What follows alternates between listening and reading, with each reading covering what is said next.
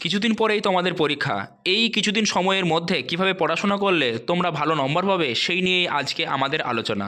পরীক্ষা নিয়ে আমাদের সকলের মধ্যে গভীর চিন্তা। আমরা কিভাবে পড়াশোনা করব, কিভাবে পাশ করব, এই নিয়ে আমাদের প্রচণ্ড টেনশনের কারণে আমরা পড়াশোনা ঠিকমতো করতে পারছি না।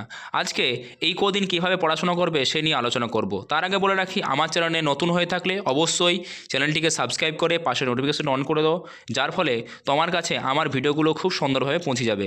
প্রথমত হচ্ছে, তোমাদের পাঠ্য বইটিকে খুব খুঁটিয়ে পড়তে হবে।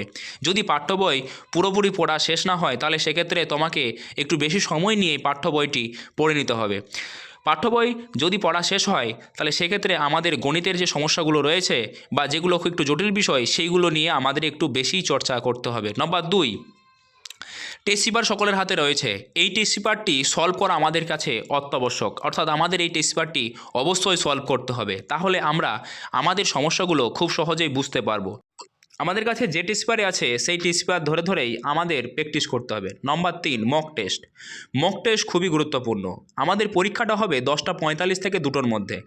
তাই আমাদের পরীক্ষাগুলো বা মক টেস্টগুলোই অবশ্যই 10:45 থেকে 2টোর মধ্যেই ঘড়ি ধরে দিতে হবে, যার ফলে আমাদের লেখা প্র্যাকটিস অর্থাৎ সময় ধরে লেখা প্র্যাকটিস হবে এবং মাথার আমাদের ব্রেন অ্যাক্টিভ হবে এই সময়টায়। নম্বর 4, আমাদের বিগত কয়েক বছরের প্রশ্নগুলো একটু দেখতে হবে। অনেক সময় দেখা যায় যে প্রশ্নগুলো একেবারে সেম টপিক থেকে দেওয়া হয়, হয়তো প্রশ্নগুলো একই থাকে না, কিন্তু জায়গাগুলো অর্থাৎ প্রশ্ন তোলার যে জায়গা সেই জায়গাটা একই থাকে। তাই সেই প্রশ্নগুলো যদি দেখি তাহলে সেক্ষেত্রে কিন্তু আমাদের প্রশ্ন সম্পর্কে একটা ধারণা হবে। নম্বর 5, আঁকা প্র্যাকটিস করা। আমাদেরকে অবশ্যই জীবনবিজ্ঞান, ভূগোল এবং ইতিহাসের মতো বিষয়গুলোকে আঁকার প্র্যাকটিস করতে হবে। জীবনবিজ্ঞানে আঁকা প্র্যাকটিস আবশ্যক।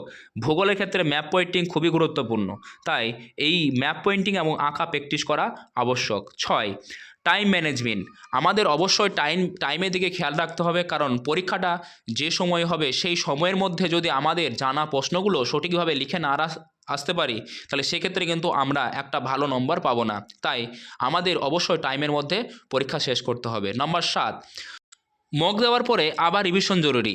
রিভিশন দেওয়ার পরে যেগুলো ডাউট হচ্ছে সেইগুলোকে অবশ্যই সেই ডাউট প্রশ্নগুলো নিয়ে এবং নিজের ভুলগুলোকে নিয়ে কাজ করতে হবে। যদি নিজের ভুলগুলো এবং ডাউটগুলো নিয়ে সমাধান না করা যায় তাহলে সেক্ষেত্রে কিন্তু আমরা ভালো নম্বর পাবো না, যার ফলে আমাদের মাধ্যমিকের বা উচ্চ মাধ্যমিকের বা যে কোনো পরীক্ষার ক্ষেত্রে আমাদের একটা গ্যাপ তৈরি হবে বা একটা নম্বরের ডিফারেন্স তৈরি হবে। আজকের এই ভিডিওটা এই পর্যন্তই। ধন্যবাদ।